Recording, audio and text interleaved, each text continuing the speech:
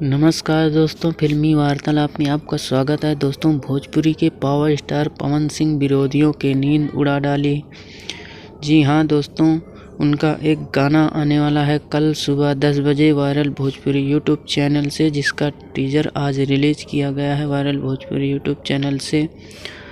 ये टीजर इतना लाजवाब, इतना शानदार है कि रिलीज़ होते ही ये गाना टीजर हर तरफ तांडव मचाना शुरू कर दिया है और हर गानों को पीछे छोड़ता हुआ ये मेन ट्रेंडिंग लिस्ट में 3 नंबर पर ट्रेंड कर रहा है। और आप लोग चाहेंगे तो ये बहुत जल्द 1 नंबर पर भी ट्रेंड करने लगेगा। दोस्तों, इस गाने में आप लोगों को देखने को मिलेंगे सपना चौधरी और पवन सिंह की जोड़ी, और इस गाने को लिखे हैं धीरज बबुआन और इसमें म्यूजिक है प्रियांशु सिंह का। दोस्तों, ये गाना बहुत लाजवाब होने वाला है। कल बहुत ब्लास्ट होने वाला है कल सुबह 10 बजे वायरल भोजपुरी यूट्यूब चैनल से इस गाने से।